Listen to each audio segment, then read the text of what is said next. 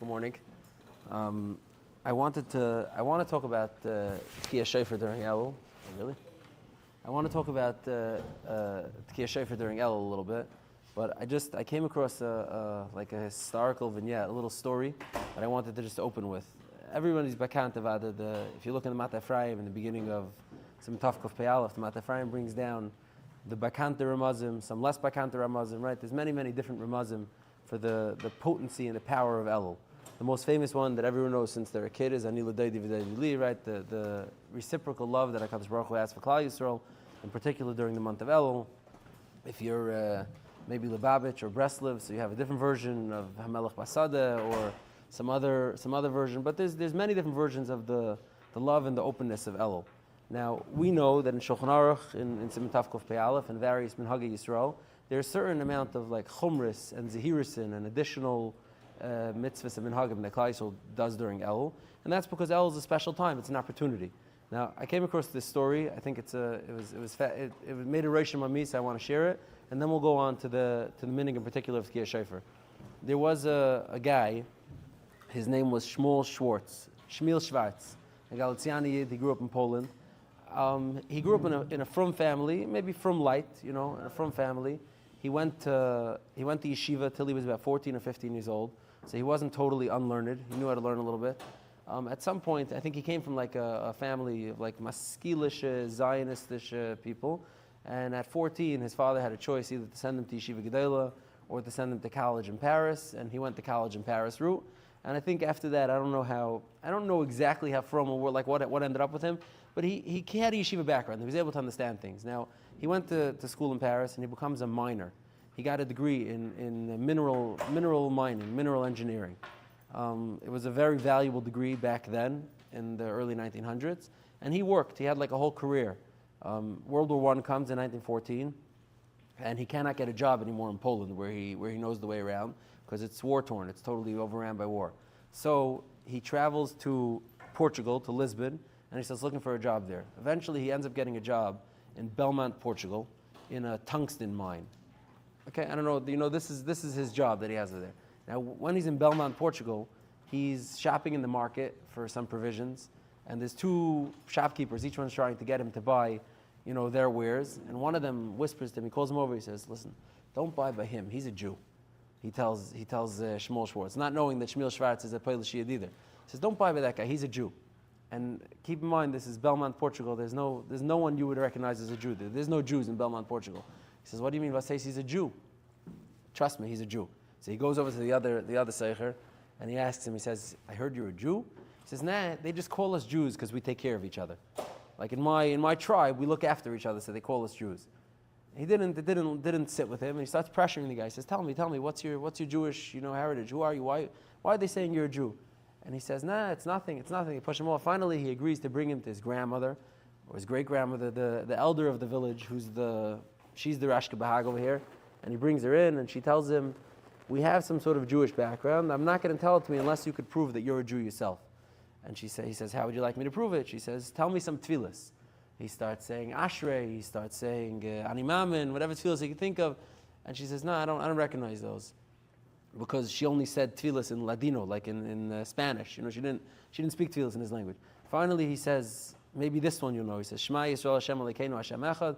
And she says, 'Oh, the way you said Elokeinu, you must be a Jew.' And then she said, 'Okay, fine, I'll tell you who we are.' And she tells them that we're an old group of Moranos who in 1492, we left Spain, we migrated to Portugal, we went underground, we went undercover, and we've been holding on to our Jewishness, albeit in a very, very diminished format, in Belmont, Portugal. It's hundreds of years later, which is an amazing story. And this is our world. And Shmuel Schwartz, puts together a book of the different hanhagis and inyanim that she told him. And in it is like some piyutim and some tefillas and some dinim and whatever. Now, one of the things that she told him, this is what made an impression on me. She told him that when we first came to Portugal, even though we had to hide our Jewishness, everybody was makbid not to eat pig, not to eat rabbit, and not to eat fish that don't have fins and scales. We kept some sort of minimal kashrus halachas we kept amongst ourselves. She said over time, especially where we live, the only real protein available was pork, and it went to the wayside. Everybody started eating pig. But we have this alta minig, and we don't know exactly why or how, but from the end of the summer for 40 days, even if you eat pork, you don't eat pork during that time. They had no idea about Elul, no idea about Tishrei. They don't know Jewish months. They don't know Rosh Hashanah. They don't know Yom Kippur. So we have something, this minig, 40 days from the end of the summer until 40 days we don't eat. So it was just like striking to me that Klal Yisrael is very built on Skulas Hazman, right? Everything, the times. When we have times, if something happened during that time, it's an opportunity for something to happen during that time again. It's the Skulas Hazman.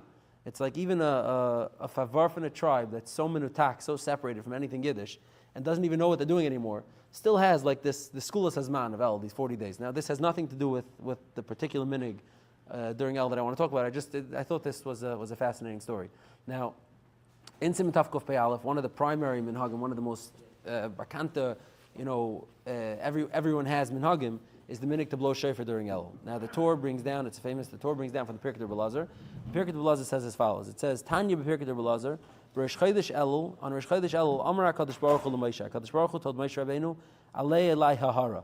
Come up to the mountain to me, this is to receive the Luchas Shniyas. This is after Klal Yisrael lost the Luchas and had the Einshim that they had, and Hashem is going to give Moshe Rabbeinu another opportunity to get Luchas for Klal Yisrael. Sha'az Allah l'kabel Luchas Achronis. Moshe Rabbeinu went up to get Luchas Achronis. And says, V'heviru shofar b'machana. They blew a shofar in the machana. Moshe Allah lahar shaliyitu oid achar avodah zarah. In order to prevent Klal Yisrael from again making the mistake, the error, and straying after avodah zarah, they blew a shofar to set everybody straight. Now, seemingly, the shofar was for a pretty technical reason. The shofar was to tell everybody, don't worry, don't think that something terrible happened. Moshe Rabbeinu disappeared again. Moshe Rabbeinu went up to Shemayim. He went to get the luchas. Halzach Ruach, he's coming back with the luchas nachtatzu. So this is the shofar. Now says the Torah, L'chein hiskinu chachamenu, the chacham were misakin. Now usually chachamenu means like from the Gemara, but l'maisa it's not a Gemara that says this. L'chein hiskimu chachamenu, sheyetoikin b'rosh chodesh elul b'chol shana v'shana. We should blow on rosh chodesh elul v'chol chodesh k'dei l'hazi Yisrael. This is the Torah says we made a takana to blow shofar on rosh chodesh elul itself and the whole month of Elul. Azayzak the Torah. Now there's a bunch of different pieces here, and the Torah is really quoting the Rosh and the end of Rosh Hashanah and the Mordechai in the beginning of Masechtas Rosh Hashanah that bring down this Pirkei Belazar in one version or another and say this minig. Now, l'chayra, if you look over there in the Rosh and the Mordechai, none of them say the minig about blowing Rosh Hashanah to Kiyas, the whole Elul. They just say to blow on Rosh Chodesh Elul, like it was done in the Midbar. Just like in the Midbar, the Pirkei Belazar says they blew on Elul, on Rosh Chodesh Elul, so you blow on Rosh Chodesh Elul. To blow the whole month of Elul is seemingly the Torah's Ein Fal. Maybe other Rishonim said it before him, but to tie it to this Pirkei Belazar is the Torah's Chiddush, and as I like the Torah. Now, the Torah continues and he brings two reasons why we blow shofar during Elul. He says reason number one, and this is I think the pashtus that everybody has in their head, is to lahazir sa'ilim lasis tshuva, to warn the people, to get people in the proper frame of mind, to remind them to do tshuva. And I saw Reb Shlomo Kluger in his Sefer Kilas Yaakov, he's masber that the shofar together getting people to do tshuva is like the Rambam says, Uri Shenim Shanaschem, it's like an alarm clock. He says, but back in the day, maybe during the Klal Yisrael in the Midbar, on one ring, Klal Yisrael got out of bed. The alarm rang once, they jumped out of bed. But today, it takes a bunch, we snooze it like a bunch of times, again and again. And this is what Shlomo Kluger says. Even an alarm clock we're in a deep sleep, so one ring of the alarm is not going to wake us up. It takes, so this is the din. Now, says the Torah, but there's a second reason. The Torah says the second reason is to throw the Satan off his game, to confuse the Satan. Now, that's the nakuda in the Torah that I want to discuss, because it's a very interesting detail. Where does this come from? So everybody knows in Rosh Hashanah, the way we blow tekiyas today, we blow many, many more tekiyas than we need to be yaitza our core chiyav mitzvah, right? Meaning our core mitzvah, we could be yaitza with much fewer tekiyas than what we do, probably 30. We do 100 throughout the davening, some yoshev before Shemay Esrei, some Mu'omid later on. I'll say the habrachas, Nusach Svar does it in the Shtil Shemay Esrei, Nusach Ashkenaz does it only during the Chazaras Hashatz. After Shemay Esrei, more, right? Everybody knows the seder that we do for our tekiyas. Now, if you look in the Gemara in Rosh Hashanah, Daf Tezayin and Aleph, the Gemara says as follows. It's Amr of Yitzchak, who's an Amayra, not a Tana. Keep that in mind because it's important for the Machlekes Rishonim. Amr of Yitzchak. Yitzchak says, Lama Taikin. Why do we blow shofars? The Gemara says, Lama Taikin, Rachmana Metikah. HaKadosh Baruch Hu, the Torah says to blow. What do you mean, why do we blow shofar? It says, no, Lama Taikin Mariyim. Why do we blow shofar in more than one different koil? Lama Taikin Mariyim again, Rachmana Amr, the Torah says, I say, that's the din. No, Lama Taikin Kishein Aimdim, and then Taikin Kishein Yeshvim. Why do they do Tkiyas, the Mu'omid and the Yoshev? Now, according to most Rishonim, that means, why do we blow shofar before Shemay Esrei while we're still sitting, and then blow it again later on during Shemay Esrei? Why do we do those two? According to the Balamar, who's like an outlier in the sugya, he says it's referring to something different. He says that the minig of blowing shofar, the way we do it, like first before Shemoneh Esrei, and then later on, first before Musaf, and then later on during Shemoneh Esrei, is a later minig. The Amoraim didn't have it. This is what the Balamar says. It says what the Gemara is referring to is the minig of blowing after Shemoneh Esrei, which we also have today still, like before Kaddish or during Kaddish or whatever the minig is. That's what the Gemara is referring to. But Akabanim, most Rishonim, the Ran, the Ritva, the Rashba, the Ramban, Rashi, Taisvis, they all learn that the minig that's being discussed over here is the minig of blowing shofar before Shemoneh Esrei and then following it up by blowing shofar during Shemoneh Esrei itself. So says the Gemara, why do we do it? To scare the satan, to mess the satan up, to get the satan confused. And these are the words that the Torah is quoting over here. This is the relevant, the Yisod Advar. Now the problem is that I understand in Rosh Hashanah, the satan's waiting to go to Shemayim, to go in front of Hashem, and be Mekatrik and Klai, so that's his job on the day. And if you give him something he's not expecting, or you blow shofar 2 times, or out of order when he's not expecting it, so you ma'arvis the satan, and that's it, you threw him off, he's not anymore, in play, and it's a very important day. If he misses the opportunity, he misses the opportunity. But during Elul, first of all, there's no din dafka happening now that you're throwing him off. The din's going to happen later. The din's going to happen in Rosh Hashanah. But we're doing it again and again and again and again. At some point, the satan gets used to it, right? It becomes like white noise for him. You're doing it again and again, the whole Rosh Hashanah. What we want the Satan to think it's Rosh Hashanah already. The Satan's in shul. He sees we're davening a regular weekday davening. He knows it's not Rosh Hashanah. Meaning, what's the framework of the la'arvis the Satan that's going on with during El? These kashas, in one way or another, a lot of darshanim ask them. I saw them in a lot of different places. But Rav Zerach Eidlitz in his Sefer Arlei Yesharim, Rav Zerach Eidlitz is a darshan from Prague in the time of the Neidah Yehuda. The Sefer Arlei Yesharim actually has a haskama from the Neidah Yehuda on it. Stam tidbit. The Neidah Yehuda, we spoke about this once before. The Neidah Yehuda famously was against saying l'shem yichud, right? We spoke about this in Machlekes. The Neidah Yehuda was against it. Rav Zerach Eidlitz in Siman Aleph of Arlei Yesharim in his drushim, he has a whole drush about how good and important saying l'shem yichud is. And it's literally like page by page. The Neidah Yehuda's haskama is right here. Siman Aleph, the next drush is Rav Zerach Eidlitz.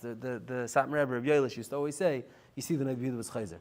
And even though the tshuva in Neidah Yehuda says that he's anti l'shem yichud, you see he was chayzer, because it's mamish like page by page over here near each other. But in any case, Zerach Eidlitz has a famous sicha in there, a famous drush for Elul, and in it he asks all these kashas, what's going on, and he shtels avek a certain framework that I want to work with that goes as follows. He says, if you look in the sugya in Rosh Hashanah, there's between 2, 3, maybe 4 mahalchim in the Rishonim as to how la'arvis satan works. What does it mean to scare the satan? Rashi says, and he's quoting a Rabbeinu Hananel, Rashi says it is mishum chivuv mitzvah. When the Satan sees that Klai Yisrael is mechavev the mitzvahs, and Klai Yisrael is blowing extra shofar and doing it right away more, before Musaf even starts, the Satan becomes a little bit less potent. He's not able to come with such a straight face in front of Kadosh Baruch Hu and say how bad Klai Yisrael is. Because he himself sees Klai Yisrael is really, really a orangutan of the mitzvahs, and that dulls his it takes away his bren. Something can't come in with a bren if he just witnessed Klai Yisrael being mechavev mitzvahs. That's what Rashi b'shem Rabbeinu Hananel says. Other Rishonim say it confuses the Satan as to the Tkiyah Shofar that's going to get us the results is the Tkiyah Shofar during davening, like the Gemara says, Imru Lefanei Malchi Zechonis V'Shofar Zubama B'Shofar. Like the Gemara says, it's the Shofar together with the Tefillah that's going to get the results. But the Satan, hearing Shofar, thinks that this is the time. He jumps into action. He starts being Mekatrik, and by the time the real Shofar comes around later with the Tefillah, he already lost all his steam. He's done. That's how, let's say, the Ran and not really the Ran, the Rashba and the Ritva, the Ramban, they seem to learn like that. The Ran says something different. It's like La'ira, Klal Yisrael, and that itself is Ma'arv of the Satan. If Klal Yisrael has like a new brand, then that itself diminishes the Satan. But Taisvis, Afanar, brings a Yerushalmi. He's really quoting an Aruch that brings a Yerushalmi, and this is the one that's relevant to us. Taisvis says as follows: K'dei La'arv of the Satan, Zak Taisvis, Pirush Ba'aruch. The Aruch explains. B'Yerushalmi, it says as follows: Bila hamavas lanetzach v'ksiv v'haya b'yemahu yitaka b'shofar gadol. It says la'asad lavi when Mashiach is going to come. V'haya b'yemahu yitaka b'shofar gadol. Kad shama kol shipura zimna chada. When the Satan hears the shofar one time, bahil v'lei bahil. He's afraid, but he's not super afraid. The kad shama tniin, when he hears it a second time, amar vadei zeu shipura di yitaka b'shofar gadol. This must be Mashiach's shofar. This must be the shofar shel Mashiach. It must be that Mashiach's here already. Umata zimna lemitvelo misarve v'lesle pnai lemevid categoria. And he says, it's my time to go. I'm about to be killed. Because obviously the Gemara in Sukkah tells us, Kayidua, that Lasad Lavek HaZbaruch is going to shech the Satan. So the Satan knows, he becomes terribly afraid. He says, this is the time. I was afraid my whole life. And he runs away. He doesn't even bother being Mekatcher. As Isaac, Taisvis, B'Shem, the Aruch, B'Shem, the Yerushalmi. Now, what's interesting is that all of the Rishonim that said other pshatim that we quoted are aware of this Aruch b'Shem the Yerushalmi, and in one way or another try to shtim what they're saying with the Aruch and the Yerushalmi. Meaning the Yerushalmi seems to be like the touchstone of all the reasons. Meaning everything tries to lead back to that Yerushalmi. I'm not going to get involved in shtimming each one of those Rishonim. This is what Taisva says b'Shem the Aruch b'Shem the Yerushalmi. So says the Arlei Yesharim Zerach Eidlitz. That's the La'arv V'Satan that's going on over here in El. The La'arv V'Satan over here in El is a similar thing. He says over there when the Satan hears this and he thinks Mashiach's coming, so he becomes afraid. He thinks it's game over. His game is up. When the Satan hears Klal Yisrael blowing shofar the whole El, and he knows that El is a time when Klal Yisrael could do tshuva, and he knows Ili Yisrael and tshuva miyadim negalim, and he knows that it's only a matter of time that Klal Yisrael, if they do the right thing, will get the result. He becomes afraid maybe they're getting the result. Not exactly the same that he thinks Mashiach's coming, not exactly the same that he thinks Rosh Hashanah is here, not that he thinks he missed it, he got ahead. Not exactly the same as the Gemara in Rosh Hashanah is saying, but exactly the same in the regard that the Satan thinks that it's game over. The Satan thinks that, okay, what they're doing now is able to get them the results, and that's it, I have no more cards left to play, and the Satan goes running away. Now, there's a few tidbits about the Shofar Shel Mashiach, B'chlal, that I want to share. Just we'll see if it's how confused the Satan really is. Meaning, it's Yitachan that the Shofar Shel Mashiach is different a little bit than the Shofar they do in Rosh Hashanah. But I was thinking it might be a little bit of a stretch.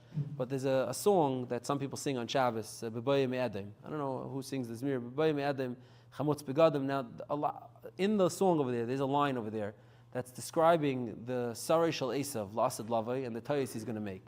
It's based on a Gemara in Makis. The Gemara in Makis in Dafid Beis Mid Aleph says, Lasid Lavai, the Sarei Shel Esav, is going to make Gimel Tayis, 2 years he's going to make on that day. He's going to run to Galus. It's in the parak of Alien Agailim, the people who go to Galus, and it says the Sarei Shel Adam is going to run to Galus. When Mashiach comes and it's going to be time for him to be killed, he's going to have to pay the piper, he's going to run to Galus. So it says Gimel 2 years he's going to make Bebayim. First of all, he's going to run to the wrong city. He's running to Batzra, and it doesn't know that that's not the place to go. V'oid, it's only Kailit, someone who kills B'Shagig. It's not someone who kills B'Mezid. That's number 2. And V'oid, and Tayas number 3 that he makes is that not only an Adam, not a Malach, right? As I said, this is what the Gemara in Makis says, Dafid Beis. Now the problem is that this Gemara in Makis is encapsulated in 2 sentences in the Zemer of B'Boye B'Adam. We sing it. So now the Kasha is, and the Yismach Moshe used to ask this, he says, how could it be that Klal Yisrael sings the Zemer every Shabbos, the Satan listens, he hears the game plan, but still, Lasid Lava, when Mashiach comes, Satan's going to make this Tayis. What is he, a Tippish? He heard it every Shabbos. And really, you could copy-paste that question to the La'arv Satan Rosh Hashanah, the La'arv Satan by Elul. Well, Satan's a Tippish?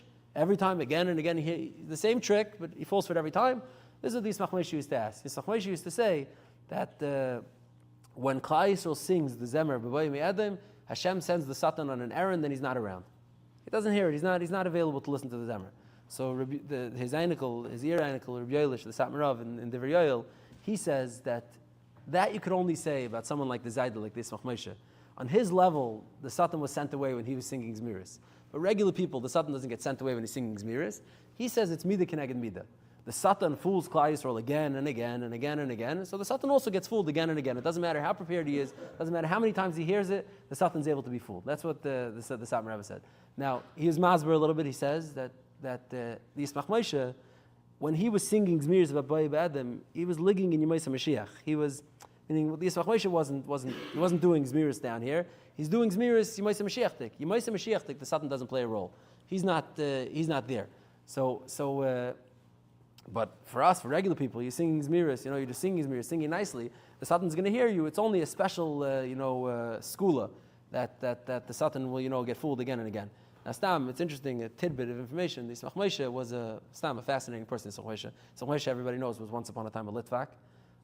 He took an Eidim, the Aryeh Be'iloi, and he had an older daughter. He took an Eidim, the Aryeh Be'iloi, and as one of the Tnai Kedushin, the Aryeh Be'iloi made a Tnai with him that he has to go meet the Chayzeh.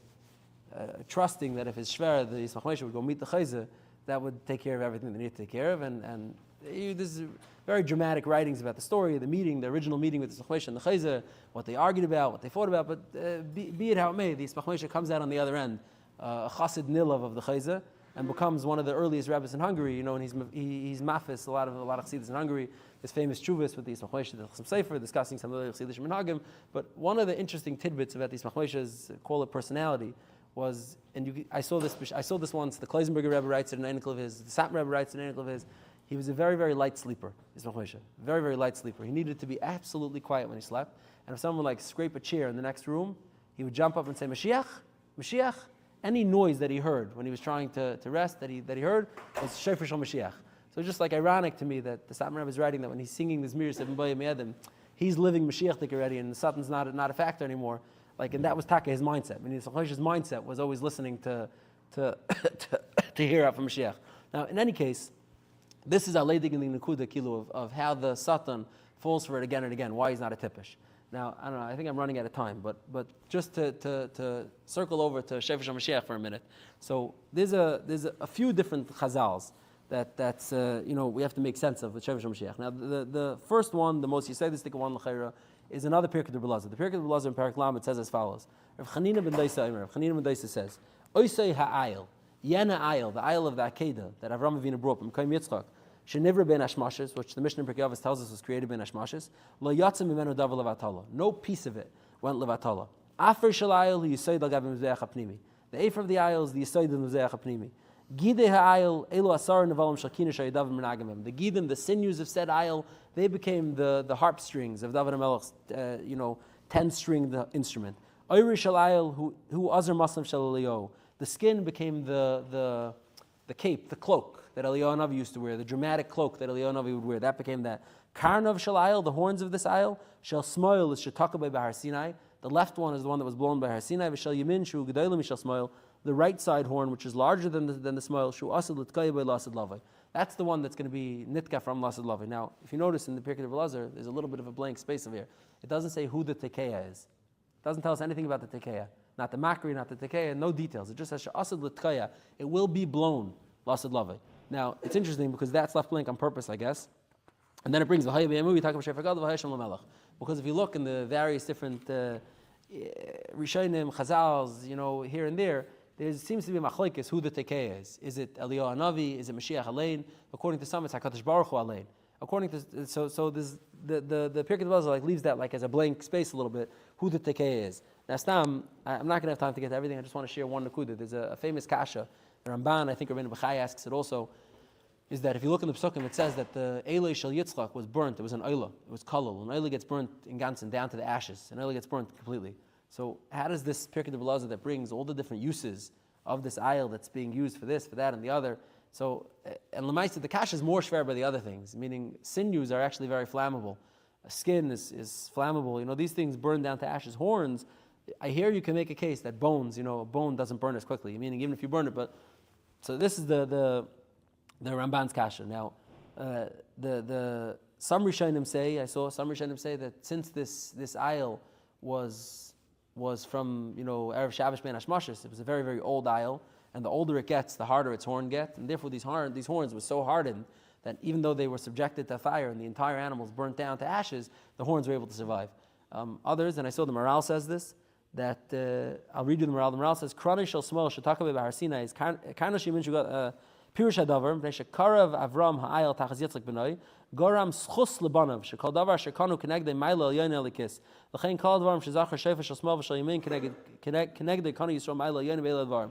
The Maral says that it doesn't mean the actual horn of the right side and left side. Those were taka burnt down as an oila, like the Ramban says, like Rabbeinu Bechai says. It means Klal Yisrael was kind of an eternal schus for every detail of the carbon, which is itself a big yisod that the Maral is saying, meaning that when Hashem gives Klal Yisrael schusim, let's say schus avos or any schusim, we don't just say, Eila Shel Yitzchak, schus, done, bank it.